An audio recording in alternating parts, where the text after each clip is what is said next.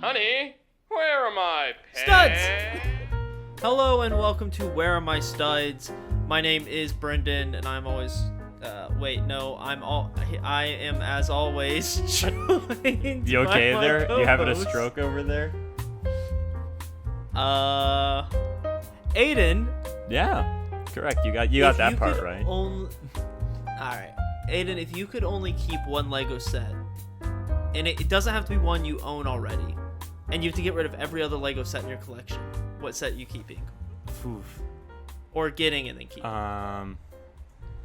So there's a few things we got to take into account here. It's got to have some sort of meaning, but it's got to also look good on display, and it's got to be a good play set. Because like, if it's the only set my kids will ever get to play with, do my kids get to get sets in the future, or is like this just like? Yeah, your kids can do. You can never own a Lego set in your household. Okay, then we're throwing that part of it away. Probably. Trying to think what I have in my room back home. There's You can get a new Lego set. You don't have to it can be a set you don't own. But I'm a sentimental person, so I'd want one I wanted as a kid or have or somebody gave to me. 2013 Gunship is one that comes in right off the top of my head. The Lego Ideas Wall-E is another one.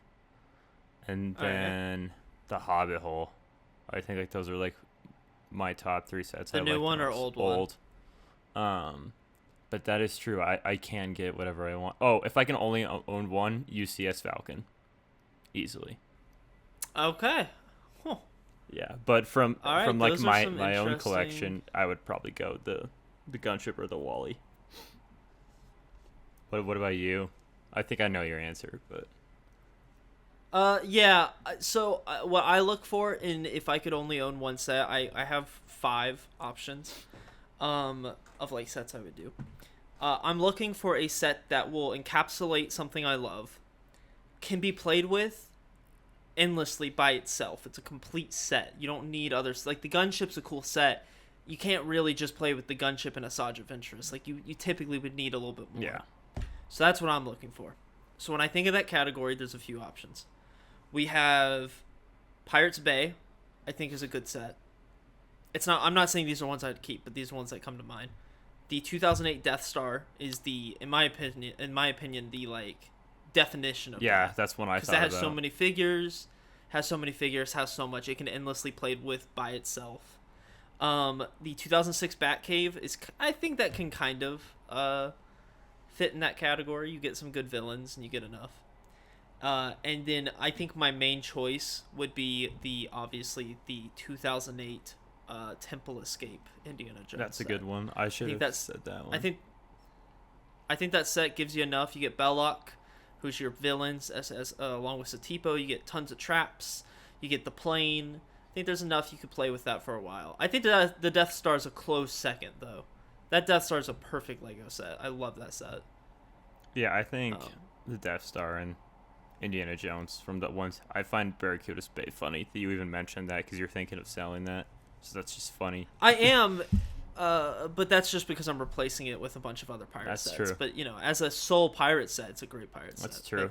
Hey, I would love to know other people's. So if whoever's listening to this, leave a comment or post a comment on Instagram, send us a DM. I'm just curious. What other people's sets would be. The 1,000 Death Star, the $1,000 Death Star that's coming out this summer could be taking that spot, depending on how good that is. Because I heard the rumored figure count was 45 minifigures, which is crazy. I also heard that, yeah. So, last time we recorded was with our good friend Caleb, which that was a fun podcast, and did pretty well. And as we said in that podcast, me and Aidan were going to be hanging out. Well, we have now hung out. It's about a week later, 2 weeks later, whatever it is. And I guess we should probably talk a little bit about that trip, considering this entire podcast is built on just me and you. Yeah, that's true. Where do you want to start? Just honestly, nothing crazy really happened. Mm-hmm. It was just fun. It was a good time. I guess we can just kind of walk through the trip. That's true. Tell it as almost like a story, kind of what we do with cons, but it's a little bit more linear because it's not as sporadic, and we were together. The funny thing is it's not linear in my brain at all. Like, I genuinely don't know what we did on some days versus other days. I know cookout was the first thing that I did. I can do it then. Cookout was the best part of the trip, but Well, I can. I'm just You kidding. said cookout was the I'm best just part of the kidding. trip. I can give us like a little linear thing How to about- go on, and we yeah. can just make comments. Yeah, so you walk through it. I pick you up from the airport late at night on Thursday. We did get cookout. That was a good time. Me and Aiden both acknowledged that it felt very normal seeing each other. We're just like, oh hey, what's up? Yeah. Because like Wasn't 2 like, years "Oh ago, my God." when I came out, it was like, oh, like there's a little more of like a, I don't know, like I don't know if like cool aspect is the right way to put it, or like, it just felt. Oh wow, this is my. It felt out of the norm and like a little more of like. Well, also that was my first time being in Georgia too, and this is now my third year in a Yeah. row, so that also changes things. But So we get food. Nothing much happened that night. I think we just talked a lot. And oh, you did go in my room, and Aiden started immediately doing the same thing he did 2 years ago, and was like, "You have way too much Lego." And I'm like, "I agree." He's like, "We're selling some of this tomorrow at Atlanta Brick Co." And I'm like, "All right." So I'm like your parole officer, but for Lego, I have to come in and check in every 2 years when it gets to be too bad. 100%. So Aiden and I picked out a decent amount of stuff to sell the next day, and basically that was it. And the next day we go to Atlanta Brick Co. And also our good friend Caleb is gonna join us later that day. So that's where we're at now. Well, he was there at Atlanta Brick Co. That's where we met him. I remember that, right? Because yeah, we went to Chick-fil-A because that's just a staple. And because it's right next to Atlanta Brick Co. Oh my gosh, this is jogging memories now. Okay, I know what happened this day now. But going into Atlanta Brick Co., I flew Frontier, so I only had my one backpack and had like 3 or 4 small sets to trade in. So I think I got $50 of trade-in credit. And then Brendan, how much did you get for all your stuff? I got 700 something. It was a good amount, wasn't it? I think it was around 600 or 500. But the thing is, you brought in some stuff. It was like it was more than 500. It was like 600 or 700. I think it was like 670. Well, no, because I think it was what it was. took out those 2 sets. So if you want to talk about like what you did differently this time versus other times when you traded in. Yeah, well, so this time, from advice from our good friend Benji, he had told me, hey, listen, get them to write out every single thing they're going to give you trade-in credit for, and you can see how much they're giving you for individual stuff, which gives you a better grip on it. And he's 100% right. They gave me a fair deal for a third-party Lego store. More than fair deal if you compare it to Bricks and Minifigs. However, 2 of the sets I was selling, Darth Vader's TIE Fighter and this AT-AT, they gave me a very low amount. And Caleb and Aiden were right next to me and were like, we'll just pay you cash for those sets if you're going to sell them that cheap. And I honestly felt better about that because I didn't love the idea of selling some of those sets for that cheap and then they just get kind of bought by someone that doesn't appreciate them in a way. So I sold them to Caleb. The other thing is that AT-AT that you sold me, they probably would have priced that out at $100, put it in the case, yeah, and then took all of the figs out and sold all the figs separately for around 60 to 70, because they offered you, I think, 30 trading credit, maybe 30. It was a really low amount, and they're like, yeah, we just have a ton of them. Which, by the way, I walked around and I didn't see a single one when I was in there. So maybe they have a ton in the back, but. Yeah, I was standing there, and like I usually don't do this. Like I'll be at like a Bricks and Minifigs, and I'll hear such a garbage deal, and the guy's like, "Oh, I might have to take that," and I'm like, "Dude, I'll just buy that sealed set off you for $20, like right here, right now, cash." Yeah. Yeah. But I was like, "No, this is like a quarter of the value," and I was like, "I kind of want an AT-AT, so I'll get one for $30 with figs," and. It's sitting in my dorm right now because I need to wash the pieces because dang, your sets are dusty, Brendan. Holy cow. But, yeah. Oh, all right. Well, so I sold those 2 for cash. I got like $50 cash for both of them, which I'm not saying is a great deal, but also at the same time, I don't know. I don't really care. I'm happier that they went to you guys and I got cash for them. And I didn't get 600. Did I get like 500. Yeah, because I think the original that you would have got was around 600. Yeah, I think I went high 500s. Whatever. The point is, I got a lot. And also the funny thing about all this, which I'll talk about later, is the selection there when we went was okay. A week later, their selection was the best I've ever seen at the store. But I'll talk more about that later because I went back. But so we both got our trade-in credit, started looking around. I personally didn't really see much I liked. Aidan, I don't remember how you felt, to be honest. So I'm at a point where I want pretty specific things, but I'm also open to like random things. So I went in and I was like, okay, I'm watching Clone Wars right now. It'd be awesome to get a Clone Wars set. I'm into like older Star Wars, so like anything 2000s would be cool. And they had like nothing really, and then they had like some built sets, but it would be like not guaranteed to have all the pieces. Doesn't have instructions, figures, all that stuff. So I ended up just walking around the store to Caleb's dismay for like an hour, like trying to figure out what I wanted. Yeah, Caleb wanted to get out of there after like 20 minutes. It was funny. Which understandable because that man buys every set for like a quarter of the price. So plays like that is not up his alley necessarily. Absolute hell. Yeah. But I landed on a ninja set from, what is it? Is that early 2000s or late 90s? It's one of the two. I believe it's 99 and 2000. Okay. Like 98, 99, 2000. And you have two of them, and you've done a video on them, and I like the sets you have a lot. So I was like, I'll get this one for $50. Well, actually, it was initially $70, and then I brought it over, and then they like charged me $51 because apparently it's like 20% off or something for all built sets that I didn't even know. So I ended up paying like $1 of real money, which felt fantastic. But I just built that last week, and that was really cool because that's just a cool aesthetic and theme, and I'm kind of trying to branch out of like and explore some of like older Lego that's like from before my time. Like I was born 5 years after that theme even came out. So just that's what I ended up doing. Oh, and then I got you thought this was goofy, but I thought the Tatooine microscale diorama from like 2021 was so cool. And It's so lame. It's not that good of a set. I disagree strongly, but I found it in the case and they didn't have a price on it, so they went a price. They're like, yeah, it's $8. So I was like, all right, I'll just do that. And I went to buy it, and I had a $5 reward, so I spent $3 on that. So I actually ended up spending.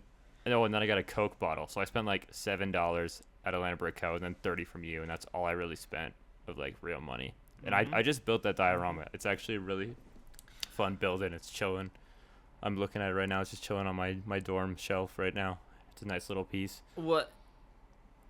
So what I got was nothing. I didn't buy a That's not thing true. Yet. Yet. Oh, okay, It's yeah. two separate trips. Okay. Oh, I forgot about this. So I had gotten a bunch in store credit, but at the time I was really apprehensive about buying anything because I was in a mood to really not want to waste my store credit in hopes to wait for something better, which ends up happening. So initially I didn't buy anything. I just was like, there's nothing I want, which was really hard for me.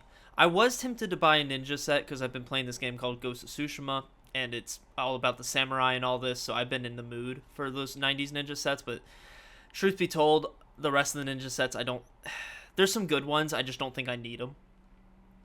So we left, and we actually went to, what's the channel's name? Mark of Followerth. I don't know how to pronounce the last part, but it's like Followerth or something. The winner of LEGO Masters Season 2. We visited him at his studio with Caleb and got to talk to him. He was a really cool guy. Absolutely amazing studio. The best I've ever seen. Sorry, I took a huge swig of water. Right. I took a huge swig of water right as you said that. No, I totally agree with that. Like he's, it's just like it was a very good balance of, hey, this is a very creative room to be in, and I feel inspired to build in here. And there's it's like sets on display. It's not like, I feel like most studios go like full one or the other, where it's like, all right, the entire wall is going to be just sets that I've bought, or it's all parts. But there was a really good balance between the two.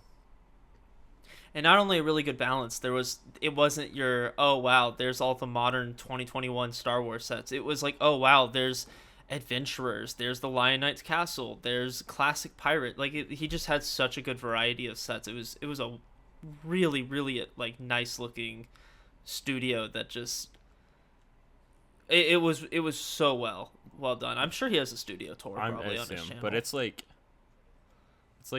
in like a big shed basically. So there's also like a couch and a TV and like places to sort and stuff. So like you can have multiple projects going on and not feel cramped, which I know is something that you can't relate to, and I really can't either with our spaces.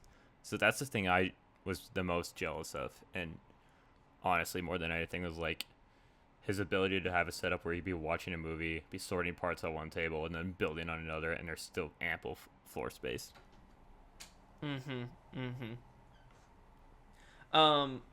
So we hung around there, which was a lot of fun, and then Caleb was taking off, going back to where he lives in Alabama, and Aidan and I, at this point... Oh, my bad. No, we also went to Texas Roadhouse. Sorry. After that, you, and Caleb went to Texas Roadhouse, which was freaking amazing. I had like 7 rolls, I think.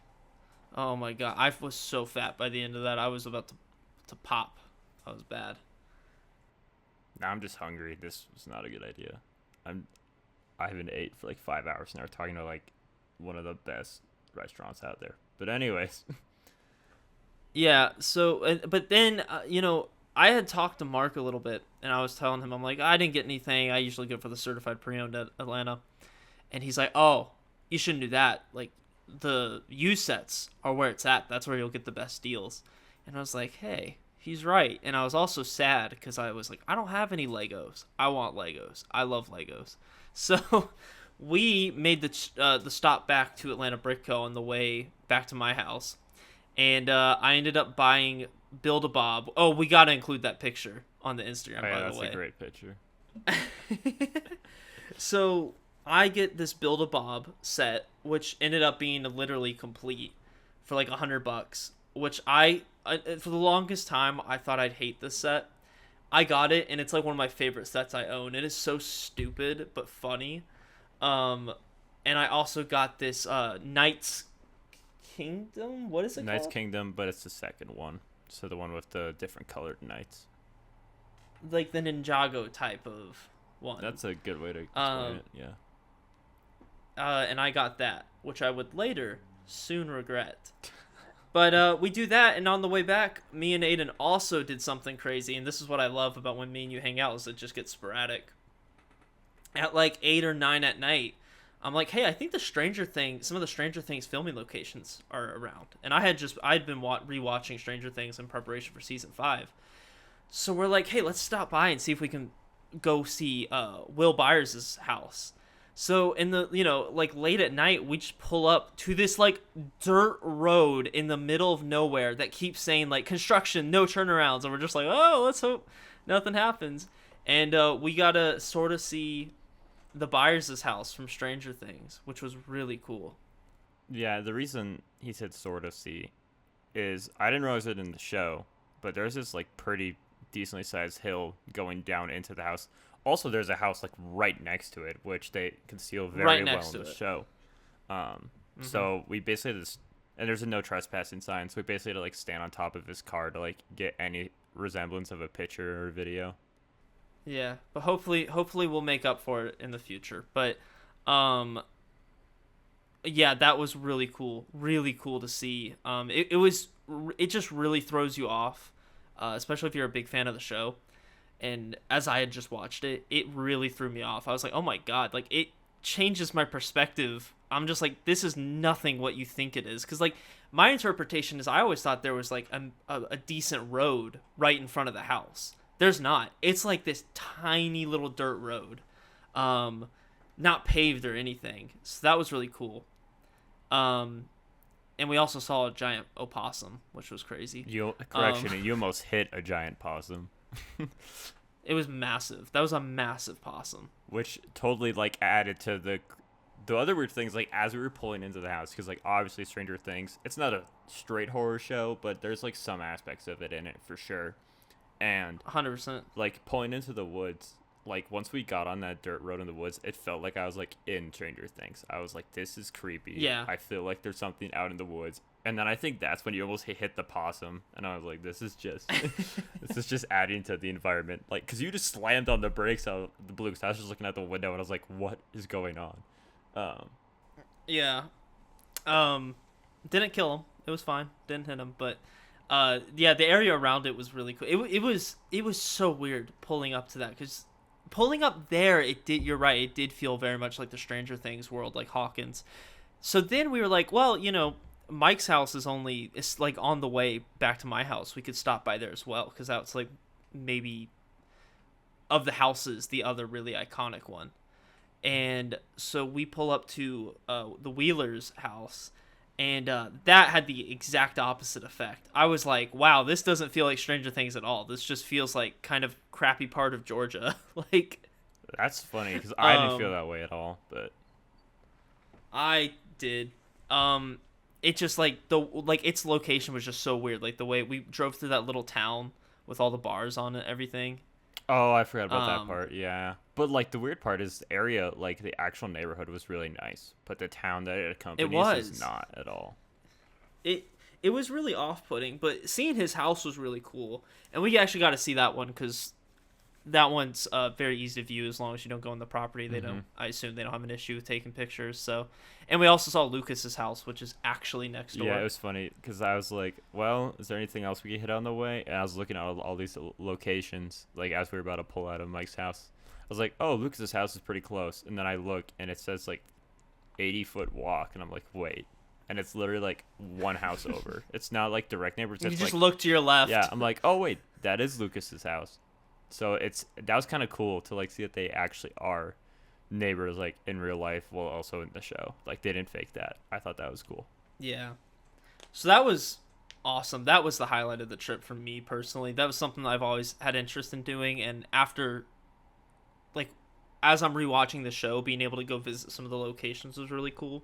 And hopefully we can do more at some point. But what happened? Well, yeah. Well, as we were driving back, I started like looking things up because the buyer's house property had like a trespassing thing on, but obviously if you've watched the show, it's not going to be in the 5th season. So I was as far as we know. What? As far as we know, I would be shocked if it was, based on what I actually wouldn't be. It's like it's a huge part. No, all right, go ahead. Because as I'm looking up, I'm like, wait, okay, this thing has been bought out, and it like a company owns it now. And then after looking into it a little more, it's an Airbnb now. And obviously, for any of you who knows anything about film, 90% of the time, interiors of houses are going to be shot on a studio lot. So the inside of the house didn't look anything like it in the show, but they actually rehauled it with like some help of some interior designers. So it looks exactly like it does in the show on the inside, minus the rooms we never see. So that was really cool, and now that's something that we might be next time I'm in Georgia. It could be a fun. It is $800 a night though, so yeah, it would be really cool though. But so we made our way back, and at this point, me and Aidan had spent a lot of time together. And I think Aidan started becoming stupid, because when we get back to my house where we decided to build some stuff, and this man can't stop like playing with my Republic gunship. Do you remember this? It wasn't that. I was just spinning. Okay, you give me a gunship. Well, actually, no, you didn't give me. I picked it up. But but if I take a gunship and I'm in an office chair, I'm obviously gonna spin around in the office chair with your $300-$400 set. Anyways, so we built our sets. It was a lot of fun. You built your ninja set, which is a really cool set. No, by I the didn't. way. You did? Yeah, no, you I did. didn't. Or you disassembled it. I disassembled and cleaned it. Because I was like, I'm just gonna have to immediately take this back apart because Frontier. So I was like, nah. And I built my Build-A-Bob, and I love him. And then, which we shouldn't have done this, we were so tired. Aidan and I decided to. No, that was the next night that we redesigned the shots. I just went to bed after that because we were meeting up with another friend the next day. Yeah, so that brings us to Saturday. And on Saturday, a little less to do, we decided to hit another of the third-party Lego stores. This one in Marietta, Georgia, Rome, Georgia, somewhere around there. I don't remember. And we invited our friend Benji out. I think his name is Benji Bricks on Instagram. Yep. And we all went to this third-party Lego store, which was really cool, kind of. They had a lot more, like... It might just be because Atlanta has so much stuff, but they had a lot more... They had a lot less, like, variety, but the stuff they had was a lot cooler to me. Maybe it's because they price their stuff higher, so, like, it doesn't sell as much, so the cool stuff stays. But, like, they had both Death Stars sealed 2005 clone turbo tank, some sealed Batman sets from, like, 2007. What else was cool there? They had some Monster Fighters. They had Ninjago. They had some Clone Wars sealed. Some Clone Wars sets. They had a lot of Clone Wars. They had the Plo Koons one, Cad Bane Speeder. So it was just cool to see those boxes again in person. But it was kind of a weird store because it was tucked into like this corner of, I don't even know how to like describe like the like plaza it was in, but it was like next to like a dumpster. And outside, there's, like, these plants that kind of look like that they're dying. And then this Darth Vader that is just looks like it was randomly placed there. So I got weird vibes, like, before we walked in. But it was tight in there because, like, that's how all small third-party Lego stores start. And it's a cool store. The prices are high. Their trading credit's not that good. But it's still a fun thing to go do. But really after that, we got lunch with Ben, which was a really good time. And then we also went to Second and Charles. Oh, I totally forgot which is a about great that. store. I totally... Oh, that was a good time. What did Ben get? Because Ben got something. Ben got the Indiana Jones trilogy on DVD for like $7. Yeah. There were some things I would have got if I wasn't flying. And we went back to my house shortly after, and last thing I think we really did was Aidan made me, once again, we changed up my shelving type of space and, like, spaced everything out. Also, for dinner, we went out with your parents, and we got to talk about, like, especially with your dad, about, like, why the 80s are so loved in our modern culture. And like for our generation, which I thought was such a fascinating conversation to have. Honestly, that was one of my favorite parts of the trip. Looking back on it, which is funny because like that's something that we didn't even have planned. Like me and you, where were we gonna go for dinner? Like some barbecue place. Yeah, I think we talked about Shane's, but my parents were just like, "Hey, we're going out to eat Mexican food," and we were like, "All right, cool, can we go?" And they're like, "Yeah." It was a pretty cool place, though. Waiters were really nice. That was probably my favorite place. Well, no, Texas Roadhouse beats that. But other than Texas Roadhouse. Oh, Cookout, though. We went to Cookout twice, too, because I, like, begged you to go the second time. We went to Cookout 3 times. No, we didn't. We went twice. I'm pretty sure we went 3 times. I know that we didn't because I think you would have shot me if we went 3 times because I had to beg you to go the second time. It's pretty good, though. I'm not going to lie. Oh, apparently... There's like a taco they have that they just give you in a bag of chips, and I was very confused. And I thought that a Dorito bag? I thought they just gave me a like bag of Doritos. I'm like, I didn't order this. Yeah, me too. Yeah, that discussion was actually really. This is so unrelated to Lego, but obviously with Stranger Things, I'd been thinking about the '80s and the other generation that was always revered back in the 80s was the 50s. And in the 50s, the generation that was always revered, I'm pretty sure, were the 20s. Yep. And I think it's just interesting what certain generations get, like, the special treatment of being like, oh, that was the golden days. Like, though that was, like... Because, everyone loves people love the 90s, the 70s, the 60s. But, like, typically one generation overshadows the rest. The 80s definitely overshadows the 70s and 90s and 60s. Yeah. Well, And the 50s overshadows. I think it is actually, you can apply this to the podcast because like the nostalgia is a huge thing in Lego. It's why people drop so much money on old sets.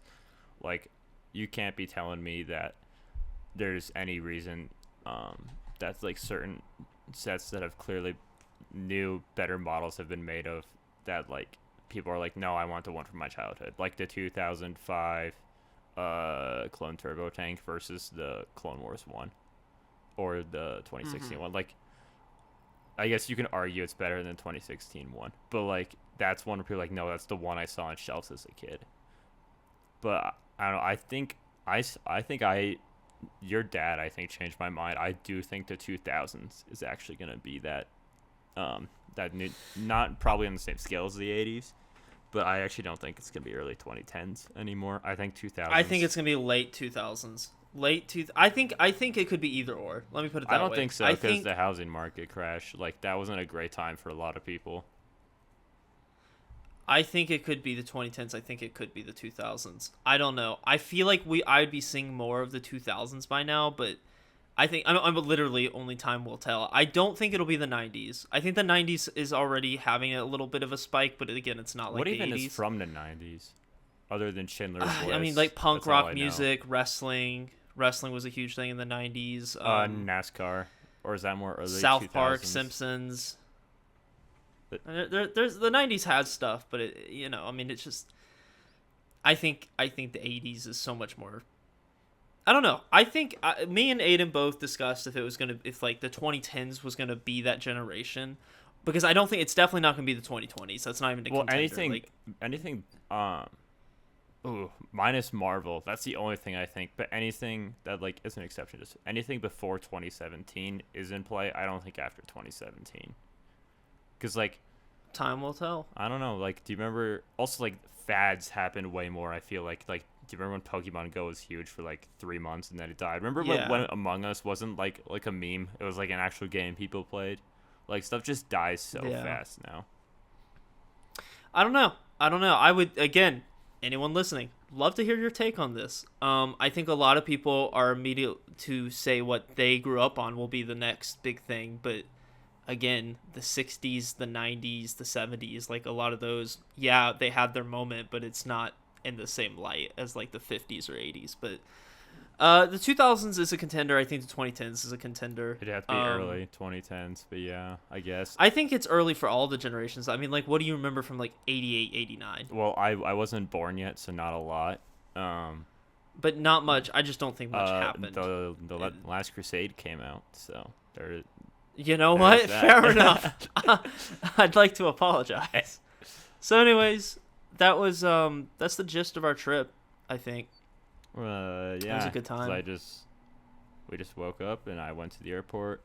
I sat next to a crying baby on the flight home. Oh, that's unfortunate. And I just talked to the mom and it was funny. It was funny. Like, he would just chill. I thought you were about to say I talked to the baby. I was like, all right. No, like if I would just talk to him, like he would kind of chill out. It was funny. It was like just a random stranger talking to you. Like, I don't know. But she's like, yeah, this is my 4th kid, so I'm not even fazed by this at this point. I'm like, fair enough.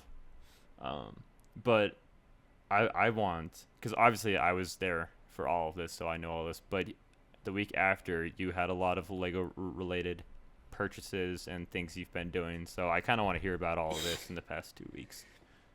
So the week after, I keep checking Atlanta. Okay, so I should also mention that by the end of this trip, I had kind of started getting a sour taste for third-party Lego stores, which at one point I was all for them, and now I'm a little bit, not against them, but just a lot more hesitant to keep going there. Because truth be told is the prices are higher. There are benefits. It can be fun, but realistically doing it outside of that, you're better off just selling your sets on Facebook Marketplace, getting that money cash and buying whatever you want. But so I still had a lot of store credit though. I still had like probably about $400 store credit. $450. It was actually $470, Aiden. I think it was $470 store credit. And I'd gotten to the point where I really wanted to get rid of it. I really wanted to flush it and just basically empty out my account wholeheartedly.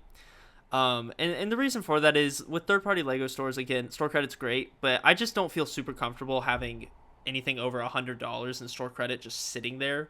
And for businesses that aren't like streamlined like Lego, you just never know what's going to happen. And that's me being paranoid, but I think it's a valid reason.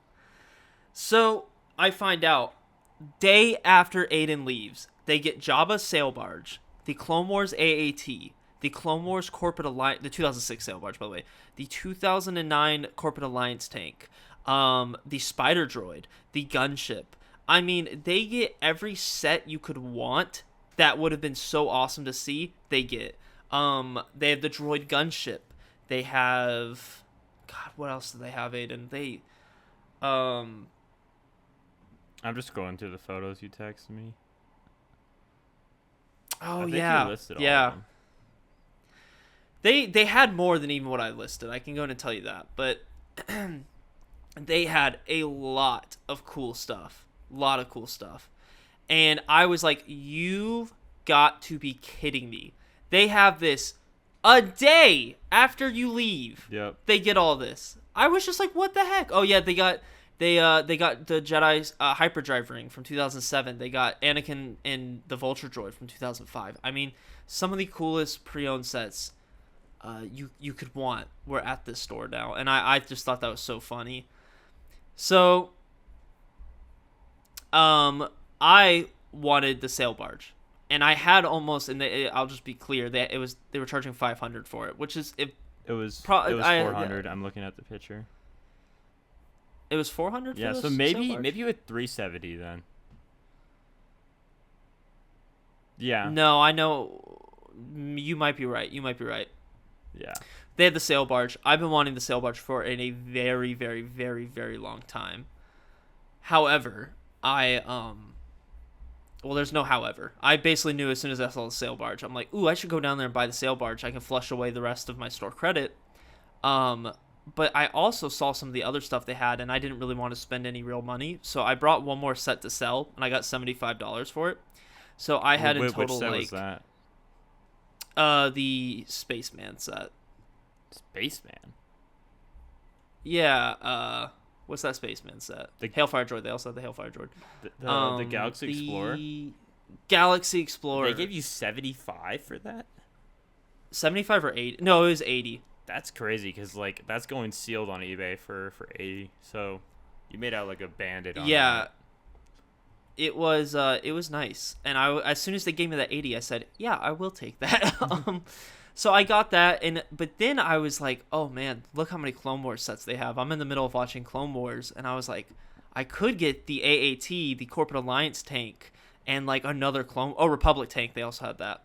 And I was like, I could get all these Clone Wars sets, or I could get the sail barge. Now, for context, I've literally wanted that sail barge forever, and it's a pretty expensive set to get.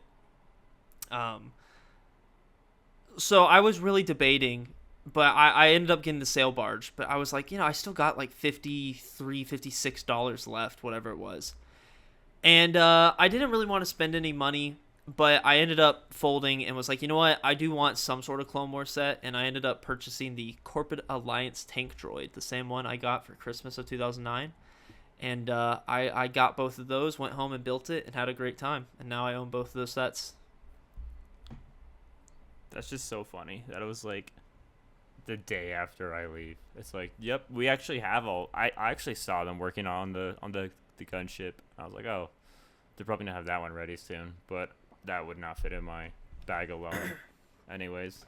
Also, it was too expensive, but yeah, like they got all these sets. All of these sets. If we had went there, and I regretted so hard buying any of the sets I'd bought, because if I would have kept all my store credit, I could have gotten the sail barge and the AAT, which is a set I really want, the 2009 one.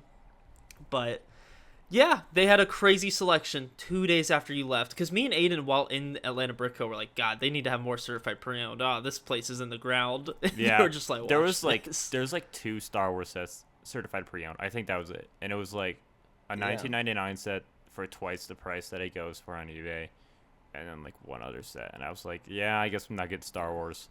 which sucks because I also am watching through Clone Wars. So actually, I think I was texting you about this, but seeing you get that set and like all those sets, I was like, all right, you know what? I saved up money for that trip. I wanted a Clone Wars set or an old Star Wars set, so I'm gonna get one for myself. So I spent like the next 4 days looking across eBay at some sets I wanted as a kid, and I ended up getting the Corporate Alliance Tank Droid 2 from 2009 because that's one I wanted so bad because of the jetpacks from the Clone Troopers as a kid, which like now that's just like normal. That just comes in like I guess 2 battle packs so far in the last. Never mind, the File First battle pack came out 5 years ago. That's crazy. I was gonna say like last 3 years, but in the last that's insane. That's a time. That's crazy. Anyways, I ended up buying that for I think $40 plus shipping, and they like just shipped it a couple days ago. So I'll have that on Monday. But yeah, Good you set. inspired me, and my bank account doesn't like it, but Yeah. So that's what happened immediately after you left, and I mean I think that's all I got, at least for concerning the trip and kind of the short thereafter. yeah, I guess like going into it across the past 2 weeks, you've been texting me a lot of like sets that you're putting back together like from your childhood, which you just have like Yeah. one massive bin of all your parts, right? So I guess we can move on to this. This is pretty separate now, but Yeah.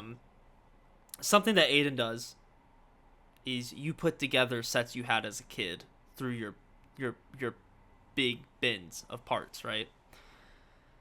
I think you do that, right? Yeah, especially in the summer. I never have. I have a few bins that are massive that have tons of old sets in them. And I just never had the heart to do it. Like, it just was going to take too much effort. But, I've been watching Clone Wars, and I was looking back at sets, and I was like, God, I literally have the pieces for some of these. And I was like, I'm going to rebuild a Clone Walker. That can't be that hard. And I did it, and I was able to fully rebuild a Clone Walker, and it was really cool, because I was like, oh my God, like, instead of spending $80 on this stupid set, which is not worth it, I could just build the exact one I had as a kid. And there shortly after, I was like, I'm gonna do this with the 2012 Geonosis cannon with like Commander Gree, and I do that, and I just started like almost becoming addicted to rebuilding sets that I have, because it feels so much better than buying a set. It's not as nice as building a brand new set, but like, first of all, this is your exact childhood one. This is the actual one you used to play with. That has a lot of value to me. But on top of that, it's also like these parts were just wasting away in this bin. Even if I had sorted them, I likely wasn't ever going to use them. And now I'm putting them to use, and instead of spending $80, now I have Plo Koon Starfighter back again. So that's where I'm at, and I'm having a lot of fun doing that. It's a lot of hard work, and I'd like to organize the pieces, but I've loved doing that. I have plans to rebuild General Grievous' Starfighter from 2010, the Geonosis cannon, like the droid one, from I think 2011. I plan on rebuilding a ton of different sets. Yeah, the sorting part makes it definitely a lot easier. Me and my brother have been sorting our collection for like the last 5 years, and it's pretty much fully sorted. Like, we have like just one bin of parts that aren't sorted now, and it's not as big as it used to be at all, and that makes it a lot easier. Now it's not like, sometimes I'm still like, all right, I need to dump out this massive bin of black parts because I can't find anything in here, and then it becomes a little tedious when it gets to like that stuff. But I personally have where mine are in like a ton of chunks, and I'm like missing like half the pieces, so I'll just like take it apart and then print out. The ones that you've been texting me aren't big enough where you really need to print out a Bricklink wanted list, but I like have started needing to do that because I rebuilt the Avengers Tower over winter break, and that's I think 400 and something pieces, which isn't enough. Like, that's too much where you're just like looking at the back of the instruction manual to find all the pieces. That doesn't work anymore at that point. I mean, you could do it. That would drive me insane, just constantly like trying to keep mentally track of all of that. So props to you if you can do that. But It's not as hard, but basically, with Grievous' Starfighter and this Geonosis cannon, I'm gonna basically make a giant pile of all the gray bricks, um, in that bin, and that helps significantly. um, I just like with Plo Koon Starfighter, I took every blue piece I could find in that giant bin of bricks, put them into a pile, and that helped a lot as well. But Do yeah, you that's what I've. do you build as you go, or do you get all the pieces? No. Okay. I get as many of the pieces as I can think of, and then I build, and then if I'm missing a few, then I'll look. But like, typically I might not have like 3 or 4 pieces that I'm missing, and it's intense though, cause like, if it's a common part, I can borderline just find it in my own organization. But like, I've had unique pieces where I'm like, oh god, like I'm not gonna be able to find this, and then luckily I do. But What's funny is your like method is so different from mine then, because like I like have like my pen, I'm checking off each piece, I'm dropping it into a box, and I won't build the set until I know I have every piece. Maybe like missing like one gun or something, I'll be like, all right, fine, I just want to build this now. But I dump out all the pieces onto my floor. I don't leave them in the bin. I find that such a horrible way to look, because it'll just, you know, like go all back in. And yeah, so I'll dump out my entire bin on the floor and spread them out, and that'll help significantly. And if I really can't find a piece, and by that point typically I'm only missing a few, I'll slowly put the pieces back into the bin and just like look in my handfuls and be like, okay, I'm making sure I don't have any here. And it's painful and slow, but gets the job done, and it's better than spending tons of money on a set that I already own. so do you just look at the back of the instruction manual then, or are you like, no, Yeah. I was like Yes. gonna say, if you're just going off like, oh, I think this piece is in this set, and you just like toss it in, like I was like, that's crazy if you're doing that. No. I was gonna say, I look at the back of the instruction manual and just kind of keep it in my head. And if there's a piece that I need multiple parts of, I'll put the pieces to the side, and then I can look back at it and go, oh, I need like 4 of those. But the Bricklink wanted list is a billion times easier. Do that. That's so much easier than what I do. But, yeah. Yeah, I've always been a big advocate of doing this. I just like I literally can't right now because I'm at school, so I don't have my part. Like I could drive home and do this, but I'm like that's a lot of effort. So actually, college has been what's got me more into buying modern sets and stuff.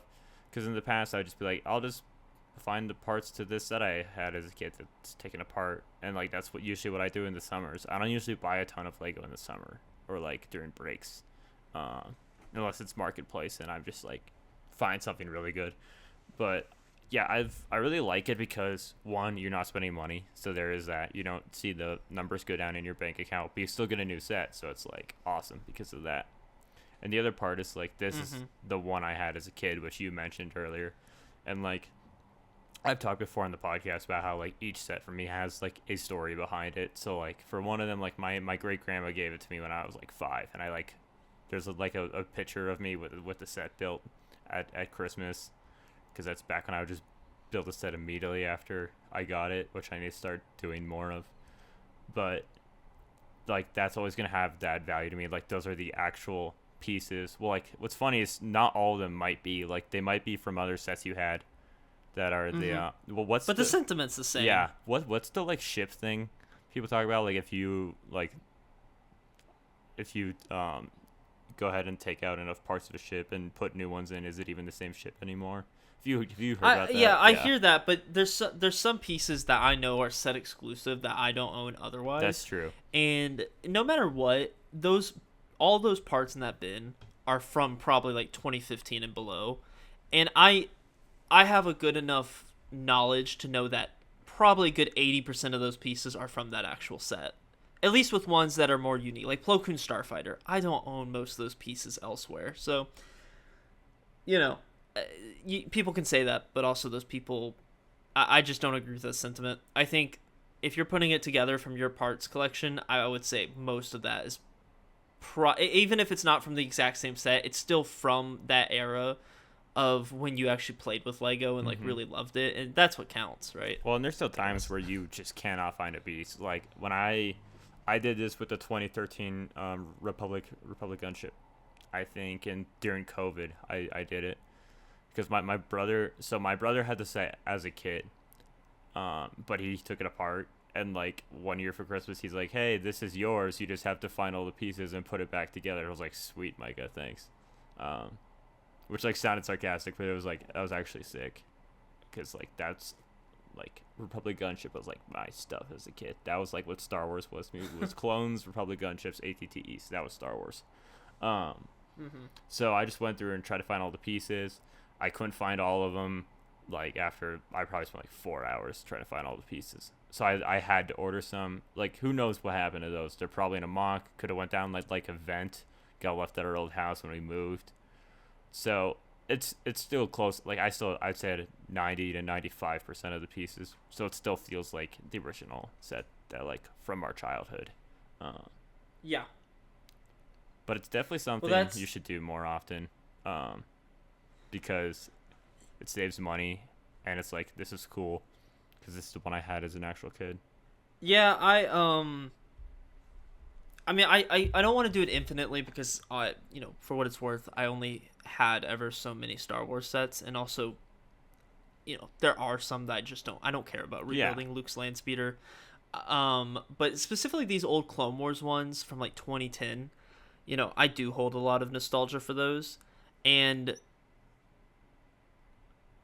I just, I have them, and at the very least, if I don't want them, I could always sell them, and then true. just make some money off it.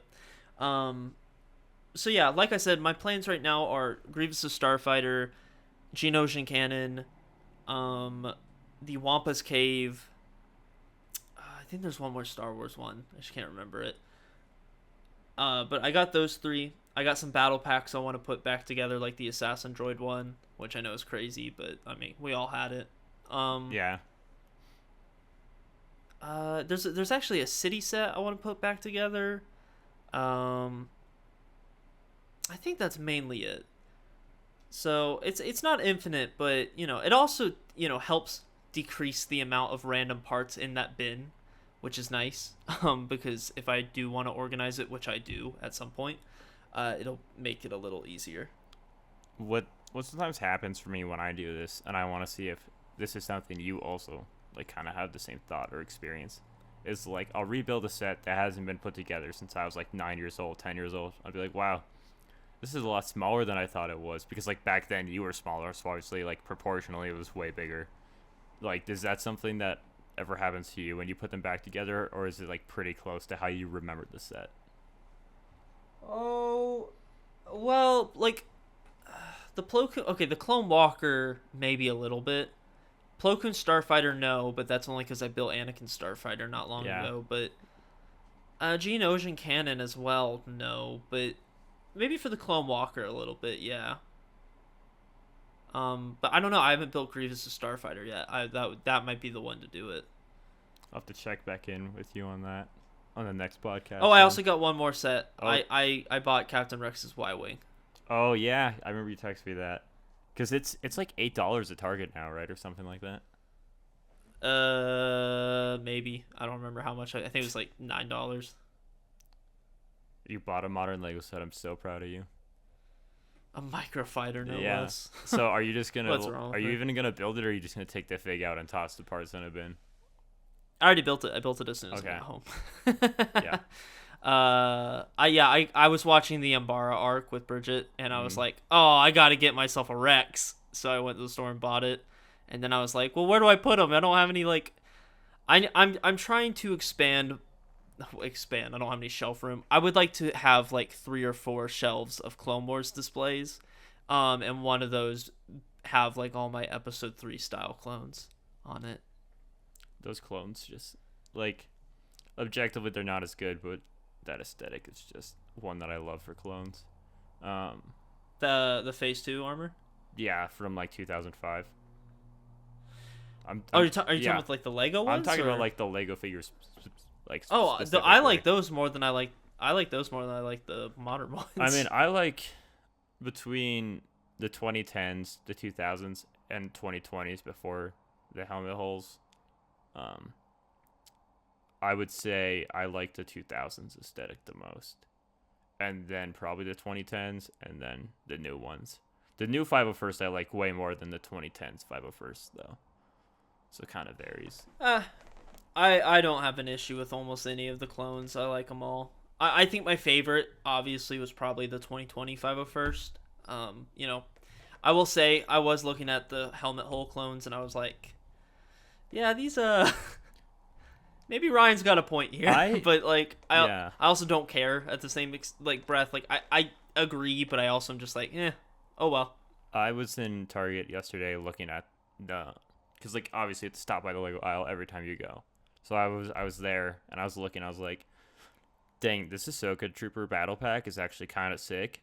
But I have the ones with no helmet holes, and I really like those. So these are just gonna be a downgrade. And low-key, like, if those don't have helmet holes, I would have bought so many of those. But, like, on certain ones, it doesn't bother me at all. Like, the ones from the $30 battle pack, the Shock Trooper, and the plain white ones, like, those don't bother me at all. Which you've bought that battle pack, too. But yeah, the waist cape is a way bigger issue for me than the helmet holes. Yeah. I can get past helmet holes. And I think part of it is... I prefer the helmet holes on the sense that if I was a kid, I'd freaking love having helmet holes. Yeah. I wouldn't give two... Like, I grew up with, like, horrible-looking Lego Star Wars figures, objectively. But they could put them in the right spot. There's no reason they can't. And the waist capes, though, is absolutely ridiculous. I don't even need cloth ones. I'm fine with the plastic ones, but having none is ridiculous. Like, just don't even print it on at that point. Yeah, like, I'm in agreement. The printed on looks horrible. It's awful. It's awful. It's so bad. Like, because you don't even notice that it's supposed to be a waist cape. Like, that's the problem. Like, just from a design standpoint, it's, like, it doesn't accomplish what it's setting out to do whatsoever. Lego not doing them is... just ridiculous. There's no excuse for that. There's zero excuse. The helmet holes, there's an excuse. The waist cape, Lego apparently says, oh, well, you can't sit the figure down. Yeah, just take it off. Well, also, you can can sit the figure. Like, as a kid, I had the, not the 212 clones, but the ones that are, like, with that. I think it's a different company. It might be the 212, but I'm pretty sure it's, like, technically a different company. But I had those, and you can sit those down with the waist cape on so easily. Again, if they don't want to do cloth ones, well, there's multiple things. They could do like the spongy cloth that doesn't get bent that I love. That's my favorite. Like, do you know about like the rubber capes they've been doing recently? Like for Doctor Strange, like that one. Yeah. I really like those. For some. No, not the Doctor Strange one. Like the one they use for Batman. Yeah, that's the same. It's the same thing. I hate that. More than life itself. I like it. I think it's cool. What? Yeah. It looks good for Strange. It looks bad for everyone else. Okay, I think I'm mainly just thinking of the Strange. Because the Strange one, it holds its shape super well. So, like, modern Stranges look way better than older Stranges because of it. But, I mean, like, those you straight up can't sit down, the figure. So, like, you got to be a little consistent with what you're going to say. I liked when Lego would have like Lego has stopped including capes so much more than they used to. Like, I miss when the Jedi used to have capes. I used to think that looked really cool. Jedi Bob has a cape, right? Yeah, but that's just because he's a recreation that's from true. A figure from 2002. But like. You remember like Qui-Gon would have capes and Anakin and Obi-Wan would have capes? It's I inaccurate, think that looks awesome. Technically, but like... It fits the Lego style. Yeah. That's the thing. Like, Lego's kind of lost its Lego style, and it's a lot more like trying to be a one-to-one like recreation, which I like both like and dislike depending on the time. But like the old Darth Vader will always be more iconic. I mean, I sent you actually a picture on Instagram. I don't know if you ever check my DMs, but I don't have Instagram downloaded. Oh, but really? I can check. Hold on. Yeah. But it's a picture of, I think, Indiana Jones, the 2006 Batman, Darth Vader from that time period, and the Obi-Wan Kenobi. And I'm like, these are way more iconic figures than anything that's out right now. And like, I know some of that is nostalgia talking, but there's also like There's more of a simplicity to them, and Lego will just never have that again, and that's fine. But that's just like a different era of Lego, I guess. It's also the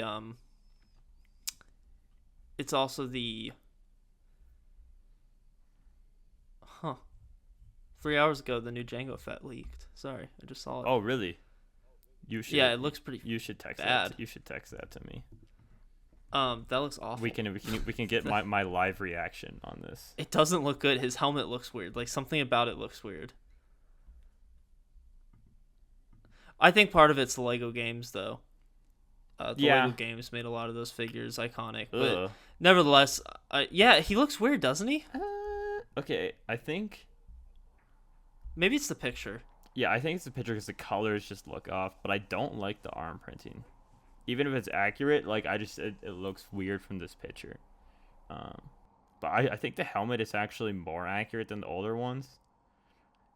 Because, like, I think they've changed up how they print on Mandalorian helmets a little to make it a little more accurate. So it's a little bit more of a switch. A new rangefinder is coming this year. Well, why didn't they freaking use it on him? Apparently, they did. Here's the other image. It's on Lego Stock. What are we doing? We're recording a podcast right now. We're just talking about images. Hey, these people can go look them up. I actually don't mind the new rangefinder. I think that could be cool. Oh, that's sick though. Maybe they'll change the placement of the helmet holes. What am I saying? No, they won't. No, they won't. But that's cool. That's cool. I'm excited for that play scale. Jango Fett Slave 1. Yeah, that might be one to pick up. Well, we said we're going to keep this podcast episode a little shorter, so we can go ahead and wrap it up with... We actually have a question this week. Because we... No, what? Do we actually? Yeah, because did I even tell you that I posted on the story and asked for questions? I don't think I ever told you. No. I did. How many people asked? That number is going to remain secret. Because that's one. It's just one. It's two, but only one of them I can even like read off, because we're not a R-rated podcast. What? It's Francis, of course. I'll show you it after the podcast. But our question from this week is a repeat questioner or whatever that would be called, repeat asker, in Levi, the Mob Lobster 01, and he asked Levi. What? I said I love Levi. Agreed. But he asks, in your opinions, what are some of the most flawed aspects of the Lego community? Ooh. I'll let you take this one first. Gotta be kind of careful with this one, don't we? Yep.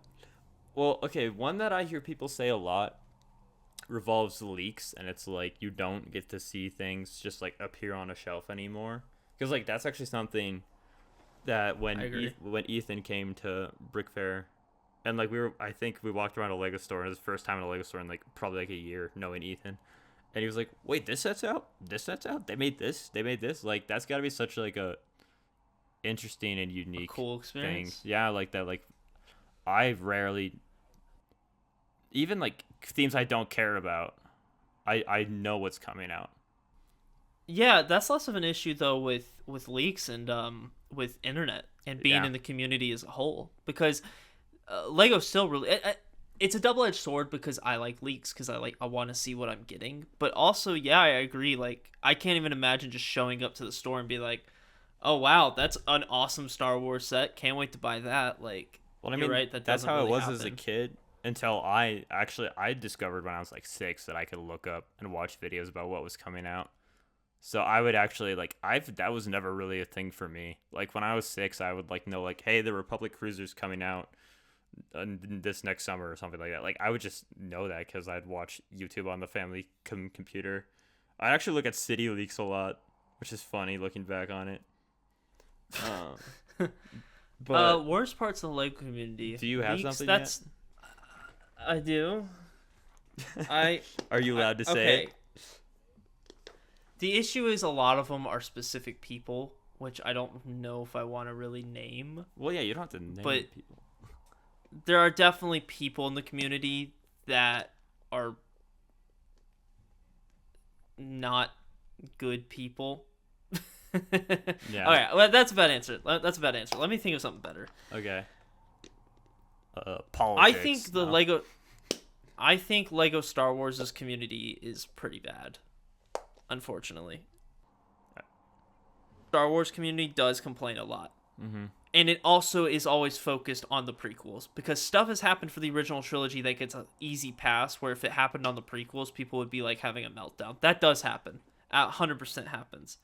And like, I noticed the least toxic fan bases of Lego are typically for the themes that are really tiny, like Indiana Jones. That has such a little wholesome little community. Mm-hmm. Everyone, like, most people are just really positive. Lord of the Rings, just like, oh, even though it's not as small, but like you never really like the Hobbit hole that leaked. Like, nobody was like complaining a ton about it. Like, you'd see the comment here and there.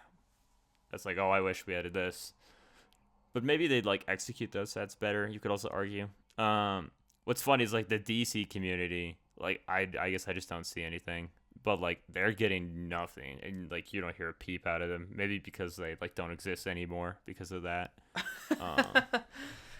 But I think, if I just had to like sum it up, I'd say like I mean, this is just how like online culture is becoming recently. But being unwilling to accept that somebody has a different take, or like has a different preference than you, or a different, like, when somebody likes a set, like, okay, I guess I'll give like an analogy to this. So if I really like a movie, I won't watch a video essay on it that talks about why it's actually bad. Because like, what's the point of like making the movie bad for me? So like, if somebody really likes a set, you don't have to tear it down for them. So like, actually, I was completely fine with the Arc 170 when I saw it leak, and I was like, yo, this is cool. We get a Clone Wars set, all this. And then I watched the video, and people are pointing out like every tiny inaccuracy it has that I would have never noticed, but now that I see them, I like can't see past it. So I think there's a lot of perfection, and there is the argument. Lego says it's a premium product and charges crazy prices. They should be good, but like, the enjoyment of Lego as a kid was because it's a creative way to enter into these worlds that we loved. And like, I didn't care if my ATRT wasn't minifigure scale. I cared that it kind of resembled an ATRT. Like, I think the worst part about the Lego community is its perfectionism right now. And how things need to look, and like not being okay. I also think it lacks the creativity that it used to. It's a lot of just, here's my sets on a shelf. Ta-da. Like, that's like the reels that I see a lot and stuff. But like, when I first joined back in 2016, it was people doing toy photography and mock building, and this stuff does exist, but it's not the stuff that gets pushed towards the front. And I think that's something that's kind of slowly going away, because it doesn't take skill to, and like, this might trigger spiel, but it doesn't take skill to buy sets and put them on a shelf. Like, it takes skill to be good at mock building, stop motion photography. And it used to be a lot more skill-based content that was being made, and there is still some. But I think that's one of the things that I kind of dislike about the current state of LEGO community. It's not a place that inspires creativity and inspiration. It's a place that inspires going out and buying things and encouraging you that if you don't do it now, you're missing out. And I say that's the biggest problem with the community at the moment. I think one thing that I personally, it's not within its, this is a pretty negative opinion, and I'm gonna acknowledge that it's probably pretty negative, but like, I don't love how taken advantage of Lego has become, in the sense of, in the action figure community, and this is me kind of assuming because I don't love action figures, but like, it's really small, and most 99% of YouTubers are doing it for the love of the game. They're doing it because they love the product. They might be making a little bit of money. Lego has become a lot more monetized, and it's continuing to become more monetized. And that is good in a lot of ways, but it's something I personally don't like. I kind of do miss the days when you would have a ton of Lego YouTubers that just did it because they love Lego. You would ironically see, though, with that era, a lot of people would drop off. They're not making money. This is just a hobby to them. And I do miss that, though. I kind of miss when Lego was a little less monetized as like as a product and for reselling. Like, reselling Lego is an entire industry now. Not industry, an entire part of the community, though. And I hate that part. I personally don't mind the reselling stuff, but I'd agree with you on most of it. I mean, like, and part of this also, like, I was a kid back then, so obviously, like, this is rose-colored glasses. But when I, like, would watch YouTube back in the day, like, it was just people making clone bases, making a clone army video when they have more than 12 clones, and, like, it was just a ton of kids having fun is basically what it felt like. And now that all of these kids have grown up, and now, like, there's all these, like, adult problems, and we, like, expect more, I guess, out of things. It's not as, like, just, and maybe this is just how early YouTube in general was versus YouTube today, but it's a lot less like, hey, run and gun, this is something I made, I want to share this with the world. It's, hey, I need to make a very polished video about this topic that I need to have all of this information on. A little like, ironic. It is, because I actually like video essays is something I do like, and I watch them. I do that exact thing. Well, yeah, that's like exactly what you create. But like, there's this level of quality that is expected, and it's not just like making stuff for the fun of it. Like, I look back at the stuff I posted in 2016. I took a crappy picture in my room with my phone of a Scarif mock where a quarter of the base plate wasn't filled in, and like that would get likes and comments, and people would tell me that they liked it because it was just like a creative thing that I did. But now, like, I would need professional studio lighting, I need to be doing some cool techniques and stuff for it to go anywhere, and that's something about the modern space that I kind of don't like as much. That's an example of that comes with growth. It comes with growth because I'm telling you, with like the Star Wars, or not Star Wars, but just action figures as a whole, or like wrestling figure communities and stuff like that, that type of stuff still goes on, and it still gets a lot of love because it's smaller. You know, there's less expectations, to be honest. And I guess I shouldn't say it's necessarily a bad thing. It's just something I'm very sentimental about, that I like that older aspect of the community in that way. I also get sad that exact thing has happened in the brick film community, where you just don't see the rugged animations do well anymore. And stop motions as a whole don't do well anymore, unfortunately. But I don't know. Yeah, This one's a little hard to answer without getting to this person. I think it's just a lot more of a content is now viewed of, hey, what can you do for me? And like, it's not just like, I mean, it used to, again, and that's just with the space growing. Like, now there is the chance to like do Lego full time for YouTube and stuff, but like that wasn't a thing back then. It was like, hey, here's this cool thing I bought. Here's this cool thing. Here's what I'm doing. That's what it used to be. But now it's like doing things so you can make content for it, which is just a shift in the YouTube space, I'd say, especially, and probably Instagram as well. Leave a comment on what you hate about the Lego community, and you can be as specific as you want, because we're not going to be getting in trouble for that. I'd love to see people throw names out there. I want to see who you hate. Oh my gosh, that's crazy. I can imagine some names. I'm not going to second that, but... But please leave a question if you have a question. I miss this part of the podcast where we'd answer people's questions. That's so much fun. So please leave a question. I don't care what it is. I do, but I guess no publicity is bad publicity. Well, I guess, does that about sum up everything? Yeah, I'd say we can send it out. All right, awesome. Well, we had fun, we had laughs, anyways, yeah, we told stories. But thank you for listening to this episode of Where Are My Studs. How do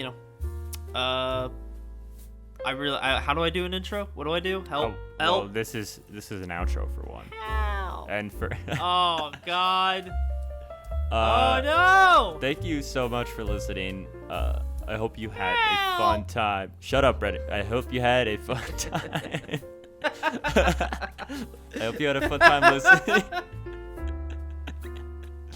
I hope you had a fun time listening to us talk about the trip, and it was a little more unstructured, but hopefully should be having a guest on probably next one, maybe after, but who knows. We always say that, and then it happens like 10% of the time. But that's all for this week, and well, it's not a weekly episode anymore because, but It's like that's all bi-weekly. for, that's, yeah. I don't even know if it's that much. This is the longest outro I've ever done. But thank you so much for listening. I'm Aidan. I was like, and we'll see you in the next one. Bye. Bye. What a terrible outro.